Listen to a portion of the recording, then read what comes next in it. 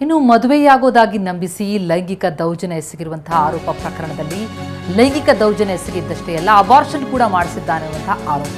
ಬೆಂಗಳೂರಿನ ಮೈಕೋ ಲೇಔಟ್ ನಿವಾಸಿ ಚೇತನ್ ವಿರುದ್ಧ ಈ ಬಗ್ಗೆ ಎಫ್ಐಆರ್ ಆಗಿದೆ. ರೆಸಾರ್ಟ್ ಹೋಟೆಲ್ಗೆ ಕರೆದೊಯ್ದು ಲೈಂಗಿಕ ದೌರ್ಜನ್ಯ ಎಸಗಿದ್ದಾನೆ. 2025ರ ಮಾರ್ಚ್ನಿಂದ ಇದುವರೆಗೂ ಹಲವು ಬಾರಿ ದೌರ್ಜನ್ಯ ಆಗಿದೆ. ಮಗು ತೆಗೆಸದಿದ್ರೆ ಮದುವೆಯಾಗಲ್ಲ ಅಂತ ಬೆದರಿಕೆ ಹಾಕಿದ. ಮದುವೆ ಭರವಸೆ ಕೊಟ್ಟು 5 ಲಕ್ಷ ಹಣ ಕೂಡ ಪಡೆದಿದ್ದ. ಮದುವೆಯಾಗು ಅಂದ್ರೆ ಅವಾಚ್ಯವಾಗಿ ಬೈದು ಹಲ್ಲೆ ಮಾಡ್ತಾ ಇದ್ದ. ನಿನ್ನ ತಾಯಿಯನ್ನ ಕೊಲೆ ಮಾಡ್ತೀನಿ ಅಂತ ಆ ಯುವತಿಗೆ ಬೆದರಿಸಿದ್ದ. ಮೈಕೋ ಲೇಔಟ್ ಪೊಲೀಸ್ ಠಾಣೆಯಲ್ಲಿ ಈ ಬಗ್ಗೆ ದೂರು ದಾಖಲಾಗಿದೆ.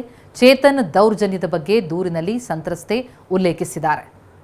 ಈತ ಲೈಂಗಿಕ ದೌರ್ಜನ್ಯವನ್ನ ನಿರಂತರವಾಗಿ ನಡೆಸಿದ್ದಲ್ಲದೆ ಅಬಾರ್ಷನ್ ಮಾಡಿಸಿದ್ದಾನೆ. ನಮ್ಮ ಪ್ರತಿನಿಧಿ ಶಿವಪ್ರಸಾದ್ ಈ ಪ್ರಕರಣಕ್ಕೆ ಕುರಿತಂತೆ ಡೀಟೇಲ್ಸ್ ಕೊಡ್ತಾ ಹೋಗ್ತಾರೆ. ದೂರವಾಣಿ ಸಂಪರ್ಕದಲ್ಲಿದ್ದಾರೆ. ಶಿವಪ್ರಸಾದ್, ಈ ಆರೋಪಿ ಚೇತನ್ ವಿರುದ್ಧ ಈಗ ದೂರಿನಲ್ಲಿ ಏನೆಲ್ಲ ಉಲ್ಲೇಖ ಆಗಿದೆ? ಹೇಗೆ ಪರಿಚಯ ಸಂತ್ರಸ್ತೆ ಮತ್ತು ಆರೋಪಿಗೆ? ಪ್ರತಿಮಾ, ಬೆಂಗಳೂರಿನಲ್ಲಿ ಯುವತಿಯನ್ನ ಮದುವೆಯಾಗುವುದನ್ನು ನಂಬಿಸಿ ಲೈಂಗಿಕ ದೌರ್ಜನ್ಯ ಎಸಗಿರ್ತಕ್ಕಂಥ ಪ್ರಕರಣ ದಾಖಲಾಗಿರ್ತಕ್ಕಂಥ ಈಗಾಗಲೇ ಈಕೆ ದೂರಿನಲ್ಲಿ ಉಲ್ಲೇಖ ಮಾಡಿರ್ತಕ್ಕಂಥ ಅಂಶಗಳನ್ನು ಗಮನಿಸಿದ್ರೆ 2 ಬಾರಿ ಆಕೆಗೆ ಅಭಾಷಣನ ಮಾಡಿಸಿದ್ದಾನೆ ಬಲವಂತವಾಗಿ ಅಂತ ಹೇಳಿ ಮಾಹಿತಿ ಲಭ್ಯವಾಗಿರ್ತಕ್ಕಂಥದ್ದು.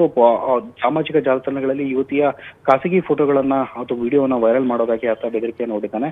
ಘಟನೆಗೆ ಸಂಬಂಧಪಟ್ಟಂತೆ ಆರೋಪಿ ಚೇತನ್ ಕುಮಾರ್ ಮೇಲೆ ಎಫ್ಐಆರ್ ದಾಖಲಾಗಿದ್ದು ಈಗಾಗಲೇ ಪೊಲೀಸರು ಕೂಡ ಆತನನ್ನ ವಶಕ್ಕೆ ಪಡೆದಿದ್ದಾರೆ ಅಂತ ಹೇಳಿ ಮಾಹಿತಿ ಲಭ್ಯವಾಗಿರ್ತಕ್ಕಂಥದ್ದು. 2023ರ ಜುಲೈನಲ್ಲಿ ಈಕೆಯ ತಂದೆ ನಿಧನರಾಗಿರ್ತಾರೆ. ಆ ಬಳಿಕ ಚೇತನ್ ಕುಮಾರ್ ಪರಿಚಯ ಆಗೋದು. 2025ರ ಮಾರ್ಚ್ನಲ್ಲಿ ರೆಸಾರ್ಟ್ಗೆ ಕರೆದೊಯ್ದು ಕೃತ್ಯವನ್ನ ಎಸಗಿದ್ದಾಗಿ ಆಕೆ ದೂರಿನಲ್ಲಿ ಉಲ್ಲೇಖವನ್ನು ಮಾಡಿದ್ದಾರೆ. ಮದುವೆ ಆಗುವಂತಹ ಭರವಸೆಯನ್ನ ನೀಡಿ ಆತ ಬಲವಂತವಾಗಿ ದೈಹಿಕ ಸಂಪರ್ಕವನ್ನು ಮಾಡಿದ್ದಾನೆ. ಬೆಂಗಳೂರಿನ ಹಲವು ಹೋಟೆಲ್ಗಳಲ್ಲೂ ಕೂಡ ಕರೆದೊಯ್ದು ತನ್ನ ಮೇಲೆ ದೌರ್ಜನ್ಯವನ್ನು ನಡೆಸಿದ್ದಾನೆ ಆಕೆ ಅಂತ ಹೇಳಿ ಕಂಪ್ಲೇಂಟ್ ಅಲ್ಲಿ ದಾಖಲು ಮಾಡಿದ್ದಾರೆ. 2025ರ ಜೂನ್ ನಲ್ಲೂ ಕೂಡ ಗರ್ಭಿಣಿಯಾದಂತಹ ಸಂದರ್ಭದಲ್ಲಿ ಆರೋಪಿ ಆಕೆಗೆ ಮಾತ್ರೆಯನ್ನು ಕೊಟ್ಟು ಗರ್ಭಪಾತವನ್ನ ಮಾಡಿಸಿದ್ದಾನೆ.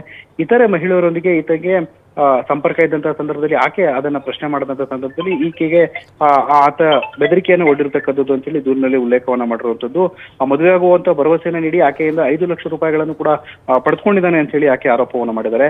ಈ ವರ್ಷ ಏಪ್ರಿಲ್ ತಿಂಗಳಲ್ಲಿ ದೂರದಾರೆ ಮನೆಗೆ ತೆರಳಿ ಆತ ಮದುವೆ ಆಗುವಂತ ವಿಚಾರಕ್ಕೆ ಸಂಬಂಧಪಟ್ಟಂತೆ ಮಾತನಾಡಿ ಅವಾಚ್ಯ ಶಬ್ದಗಳಿಂದ ಬೈದು ಆಕೆಯ ಮೇಲೆ ಹಲ್ಲೆಯನ್ನ ಎಸಗಿದ್ದಾನೆ. ಅಷ್ಟೇ ಅಲ್ಲದೆ ಆಕೆ ಮತ್ತು ಆಕೆಯ ತಾಯಿಯನ್ನ ಕೊಲ್ಲುವುದಾಗಿಯೂ ಕೂಡ ಜೀವ ಬೆದರಿಕೆಯನ್ನು ಒಡ್ಡಿದ್ದಾನೆ ಅಂತ ಹೇಳಿ ಕಂಪ್ಲೇಂಟ್ ನಲ್ಲಿ ಉಲ್ಲೇಖವನ್ನ ಮಾಡಿರ್ತಕ್ಕಂಥದ್ದು. ಘಟನೆಗೆ ಸಂಬಂಧಪಟ್ಟಂತೆ ಮೈಕೋ ಲೇಔಟ್ ಪೊಲೀಸರು ಈಗಾಗಲೇ ಆರೋಪಿಯನ್ನು ಕೂಡ ವಶಕ್ಕೆ ಪಡೆದು ವಿಚಾರಣೆಯನ್ನು ಕೂಡ ಮುಂದುವರಿಸಿರ್ತಕ್ಕಂಥದ್ದು. ಬರ್ತೀಮಾ. Thank you Shivaprasad.